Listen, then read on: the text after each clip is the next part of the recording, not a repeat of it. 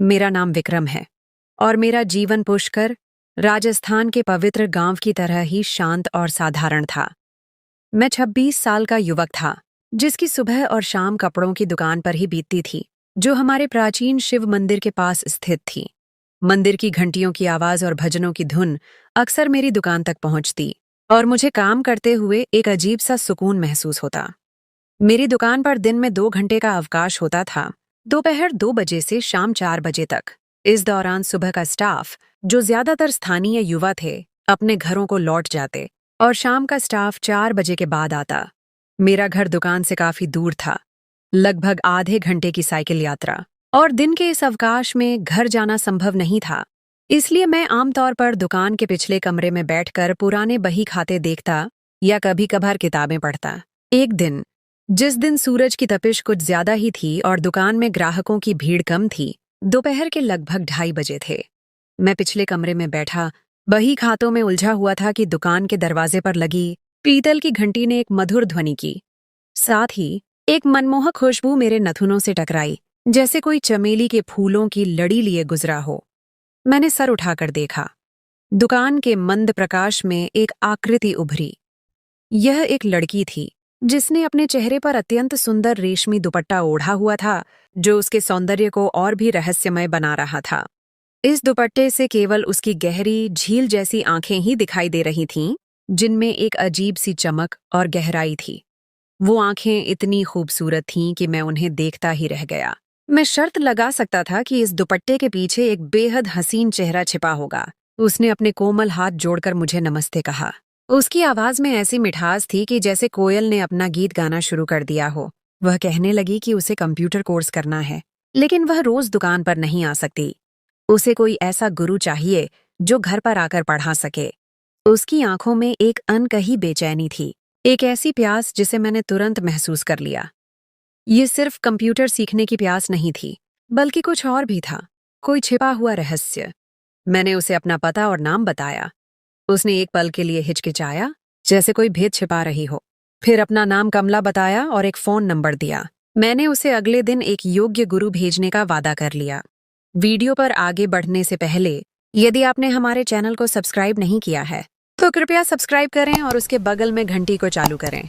उसके जाने के बाद दुकान में अजीब सी खामोशी छा गई। चमेली की खुशबू अब भी हवा में घुली हुई थी, जो उसकी उपस्थिति का एहसास दिला रही थी। मैंने सोचा, क्यों ना मैं खुद ही चला जाऊं? उसकी आंखों में जो प्यास थी, वह मुझे अपनी तरफ खींच रही थी। कुछ आमदनी भी हो जाएगी और दोपहर का खाली समय भी कट जाएगा। यह एक ऐसा विचार था जिसने मेरे दिल में एक नई उमंग पैदा कर दी। मैं कभी इतना सक्रिय नहीं हुआ था, लेकिन कमला की उपस्थिति ने मुझे एक नया उद्देश्य दे दिया था। अगले दिन सुबह से ही मेरा मन बेचैन था। दुकान पर काम में मेरा मन नहीं लग रहा था। 2 बजने का इंतजार एक सदी की तरह लग रहा था। जैसे ही समय ने इजाजत दी, मैंने कमला के दिए हुए पते पर फोन किया। मेरी आवाज में एक अजीब सी घबराहट थी जब मैंने अपना परिचय करवाया। उसने मुझे तुरंत आने को कहा। मैंने अपनी पुरानी साइकिल निकाली और उसके घर की ओर चल पड़ा। उसका घर मंदिर से ज्यादा दूर नहीं था। एक विशाल आंगन के बीचों बीच एक खूबसूरत लेकिन थोड़ा पुराना मकान था। उसकी दीवारों पर लताएं छड़ी हुई थीं, जो उसे एक रहस्यमय सौंदर्य प्रदान कर रही थीं। मैंने धीरे से घंटी बजाई। कुछ ही पलों के बाद एक नौकरानी ने दरवाजा खोला, जिसका नाम मीना था। वह एक गली के फूल की तरह सीधी सादी और मासूम थी। उसकी आंखों में कमला जैसी ही सादगी थी। मैंने अपना परिचय कराया तो उसने मुस्कुराकर मुझे अंदर बुलाया और मेहमान खाने में बिठाया। मेहमान खाना प्राचीन राजस्थानी कला का नमूना था, जहां पीतल के चमकदार बर्तन, लकड़ी का खूबसूरत नक्काशीदार फर्नीचर और रंगीन पर्दे सजे हुए थे। मैं इस माहौल में बैठकर अजीब सी बेचैनी महसूस कर रहा था। ये कोई आम घर नहीं था, यहाँ की हर चीज एक कहानी सुना रही थी। मीना ने मुझे इंतजार करने को कहा और अंदर चली गई। पर्दे के पीछे छिपी सच्चाई। कुछ देर इंतजार के बाद एक सुंदर लड़की अंदर आई, जिसने पूजा के अंदाज में अपना पूरा सर एक केसरिया दुपट्टे से ढका हुआ था। उसके वस्त्र में सफेद और केसरिया रंगों का मिश्रण था, जो उसके तेजोमय चेहरे को और भी निखार रहा था। उसके चेहरे पर एक अजीब सी गंभीरता और आंखों में कल वाली चमक अब भी मौजूद थी। वह चौंक कर मुझे देखने लगी और मैं समझ गया कि यह वही कमला है उसने मुझे नमस्ते कहा और सामने सोफे पर बैठ गई। उसकी आवाज में वही मधुरता थी जो कल मैंने सुनी थी। उसने मीना को आवाज दी और चाय बनाने को कहा। मीना के जाने के बाद कमला ने मुझसे पूछा, गुरुजी, क्या आप खुद मुझे पढ़ाएंगे? उसके सवाल में एक हल्की सी झिझक थी। मैंने कहा, अगर आप मुझसे नहीं पढ़ना चाहती तो मैं किसी और को भेज दूंगा। उसने तुरंत कहा, नहीं, ऐसी कोई बात नहीं है गुरुजी। कल जब आपसे बात हुई थी तो मैं समझी थी कि आप किसी और गुरु को भेजेंगे, लेकिन आप खुद ही आ गए, तो बस यूं ही पूछ लिया। उसके चेहरे पर एक हल्की सी शर्मिंदगी उभर कर मिट गई। मैंने कहा, मैं इस समय दिन में खाली रहता हूं। मेरा घर काफी दूर है, इसलिए मैं वही समय यहीं गुजारता हूं। अगर आपको यह समय उचित लगता है तो मैं खुद आ जाया करूंगा। उसने तुरंत कहा, नहीं, यही समय ठीक रहेगा। उसकी आंखों में एक राहत सी उभरी। उसने फीस का पूछा।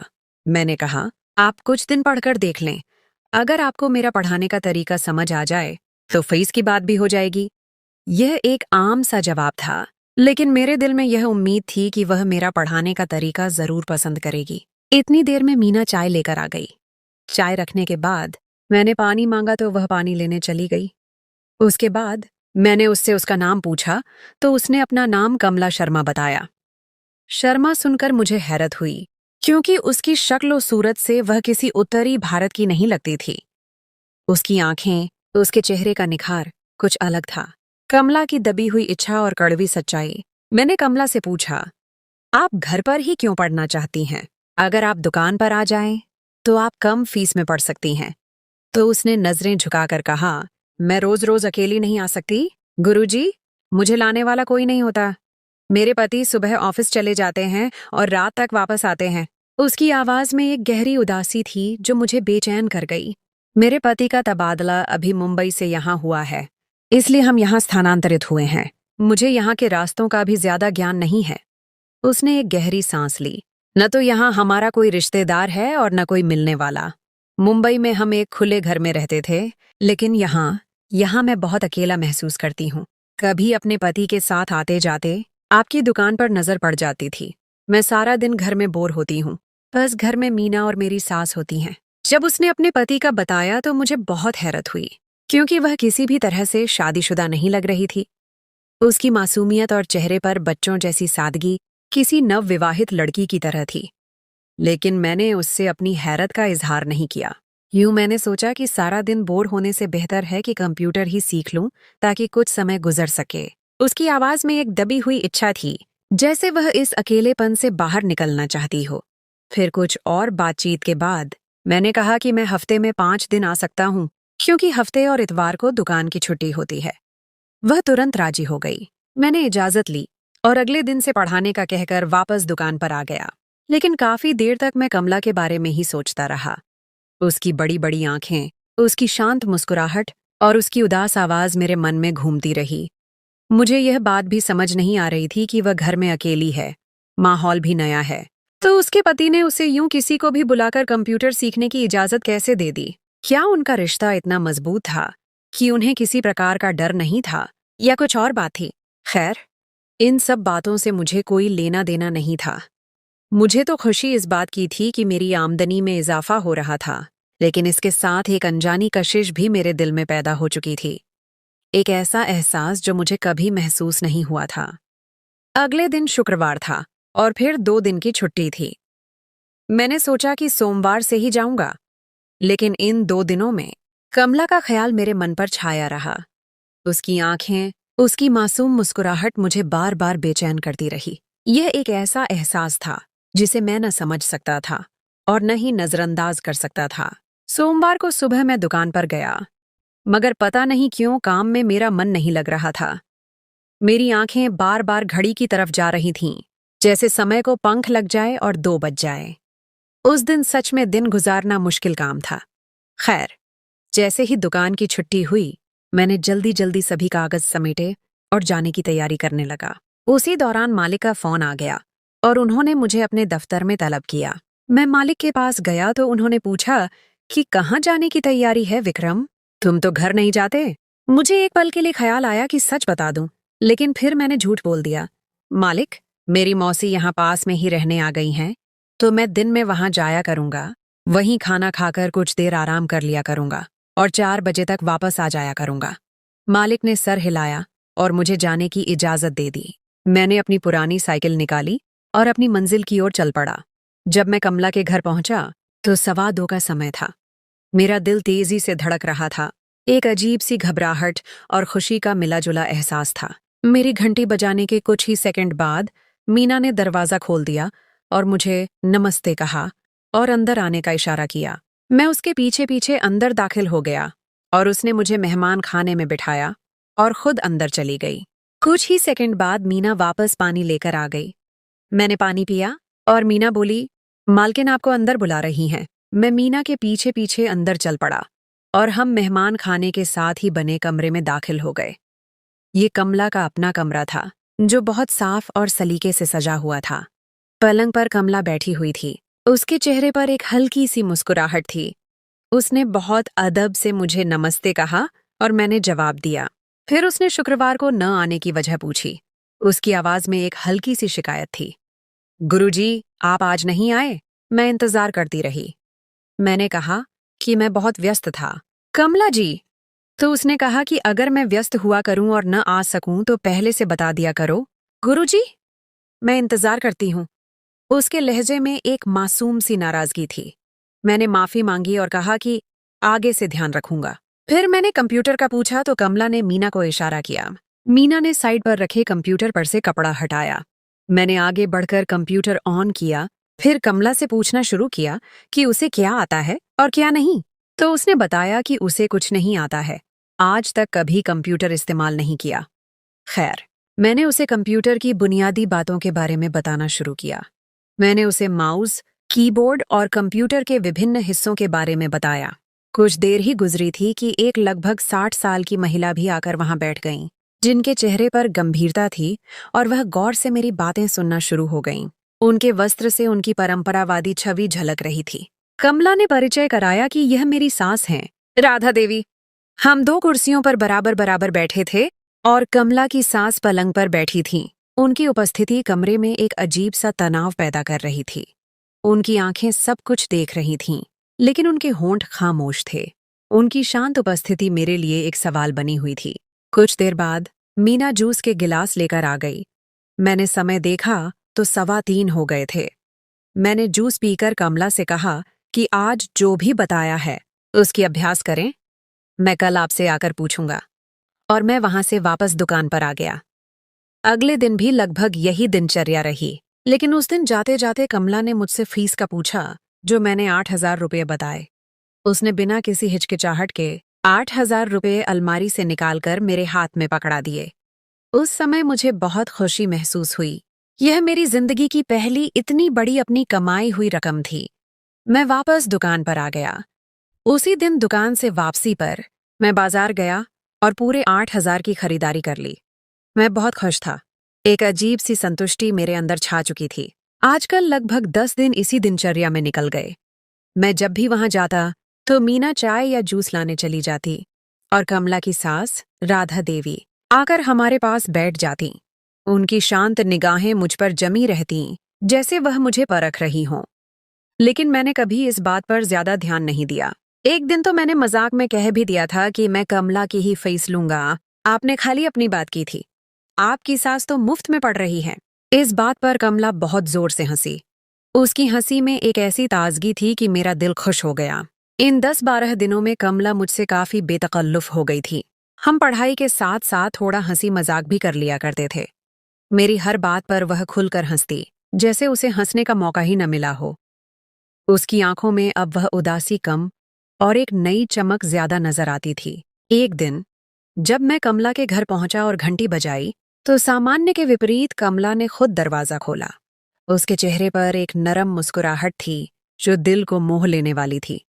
उसने मुझे नमस्ते करके अंदर आने का इशारा किया। मैं सीधा उसके पीछे पीछे बिना कुछ कहे उसके कमरे में आ गया। उसने मुझे बैठने को कहा और बोली कि मैं अभी आती हूं। मैं कुर्सी पर बैठ गया। आज घर में कोई भी नजर नहीं आ रहा था। राधा देवी गायब थीं और मीना भी कहीं दिखाई नहीं दे रही थी। घर में अजीब सी खामोशी थी। एक सन्नाटा सा था जो मुझे बेचैन कर रहा था। मैं अपनी सोचों में गुम बैठा था कि ये खामोशी मुझे क्यों इतनी परेशान कर रही है। अचानक मुझे एक अजीब सा एहसास हुआ, जैसे कोई मुझे बहुत गौर से देख रहा हो। मैंने इधर उधर देखा, लेकिन कोई नहीं था। कमरे में सिर्फ मैं और वह खामोशी थी। उसी पल कमला आ गई। उसकी आंखों में एक चमक थी और वह पहले से ज्यादा खूबसूरत लग रही थी। उसने एक हल्के नीले रंग की साड़ी पहनी थी जो उस पर बहुत अच्छी लग रही थी। मेरे दिल की धड़कन तेज हो गई। मैं उसकी खूबसूरती में खो गया था कि एक पल में खुद पर काबू पाया। ये क्या हो रहा है मुझे? मैं यहाँ किस मकसद से आया हूँ? ये सोचकर मैं एकदम उठ खड़ा हुआ। मैं जा रहा हूँ कमला जी, कल आऊंगा। वह भी मेरे एकदम यूं अचानक उठ खड़े होने से कुछ परेशान हो गई और पूछने लगी कि क्या हुआ अचानक? गुरुजी, क्या आप ठीक नहीं हैं? मैंने कहा कि सर में दर्द है, मुझे थोड़ा आराम चाहिए, और उसके घर से बाहर आ गया। मैं वहां से सीधा दुकान पर आ गया और वहां आकर भी सुकून नहीं मिला। मैं खुद को ही बुरा भला कहने लगा कि मैं बेवजह वहां से क्यों आ गया। मेरा दिल कर रहा था कि दोबारा चला जाऊं, लेकिन यूं एक बार आकर वापस जाना ठीक नहीं लगा मुझे। खैर, वह दिन बहुत मुश्किल से कटा था मेरा। मैं सारी रात इसी कशमकश में रहा। ये कैसी कशिश है जो मुझे कमला की तरफ खींच रही है? और क्या ये सही है? अगले दिन सुबह ही कमला का फोन आ गया। गुरुजी, आपकी तबीयत कैसी है? उसकी आवाज में एक फिक्रमंदी थी जो मेरे दिल को छू गई। मैंने कहा कि बेहतर है कमला जी। तो कहने लगी, कल मेरे जाने की वजह मेरी तबीयत ही थी या और कोई बात थी? उसका यह सवाल सुनकर मैं चौंक गया। क्या उसे महसूस हो गया था कि मैं किसी और वजह से परेशान था? मैं 1 मिनट सोच में पड़ गया कि इस बात का क्या जवाब दूं। क्या वह मेरी परेशानी की वजह जानती है? क्या उसे महसूस हुआ कि मैं उससे प्रभावित हो रहा हूं? यह बहुत नाजुक स्थिति थी। मैंने यही कहा कि तबीयत ही खराब थी और क्या वजह हो सकती है। मैंने बात को टाल दिया। फिर उसने कहा कि आज आप कब तक आएंगे? तो मैंने कहा कि वहीं 2 बजे तक। उसकी कॉल पर मुझे काफी हैरत भी हुई। उसकी आवाज में अब भी वही चमक थी, लेकिन एक छिपी हुई उदासी भी थी। दुकान की छुट्टी के बाद मैं कमला के घर की ओर चल पड़ा। आज मेरे दिल में ज्यादा बेचैनी थी। जब घंटी बजाई तो वह नहीं बजी। शायद बिजली नहीं थी या घंटी खराब हो गई थी। फिर मैंने दरवाजा खटखटाया तो तुरंत ही दरवाजा खुल गया। आज भी दरवाजा खोलने वाली कमला ही थी। उसके चेहरे पर एक नरम मुस्कुराहट थी। उसने रोज की तरह नमस्ते कहा और अंदर आने के लिए जगह छोड़ दी। मैं अंदर दाखिल हुआ तो उसने मुझे मेहमान खाने में बिठा दिया और कहने लगी कि अभी अचानक बिजली चली गई है, आप कुछ देर इंतजार कर लें। मैं खामोशी से सोफे पर बैठ गया। उसने मेरी तबीयत का पूछा और कहा कि मैं चाय लाती हूँ। वह चाय के कप लेकर आ गई। मैंने कहा, अब सुनाओ कमला जी, 2 दिन से घर पर कोई नजर नहीं आ रहा है। राधा देवी और मीना कहाँ हैं? तो वह कहने लगी, मेरी सास राधा देवी बस कुछ दिन के लिए ही आई थी मेरे साथ। उनका यहाँ मन भी नहीं लगा। वह वापस गांव चली गई और मीना के भाई की शादी है तो वह भी उनके साथ ही गई है कुछ दिन के लिए। उसकी आवाज में गहरी उदासी साफ नजर आ रही थी। अब बस मैं और मेरी तन्हाई है यहाँ। उसने एक लंबी सांस ली। अब आप आ जाते हैं तो अच्छा लगता है। कुछ समय गुजर जाता है आपके साथ। कम से कम कोई इंसान तो मिल जाता है बात करने के लिए। उसकी बातें सुनकर मेरा दिल पसीज गया। मैंने पूछा, अगर आप यहाँ इतना ही परेशान हैं तो मुंबई से आई क्यों? तो वह कहने लगी, मेरी शादी को 2 साल हुए हैं। मेरे पति एक मल्टीनेशनल कंपनी में अच्छी पोस्ट पर हैं, मगर अब वह भी बहुत व्यस्त रहते हैं। सुबह जाते हैं और रात को आते हैं और आकर भी दफ्तर का काम लेकर बैठ जाते हैं। मुंबई में वह ऐसे नहीं थे, मुझे समय भी देते थे, लेकिन फिर उनकी तरक्की करके उनका तबादला कर दिया कंपनी ने। यूं मुझे भी उनके साथ यहाँ आना पड़ा और यहाँ आकर वह बहुत व्यस्त हो गए।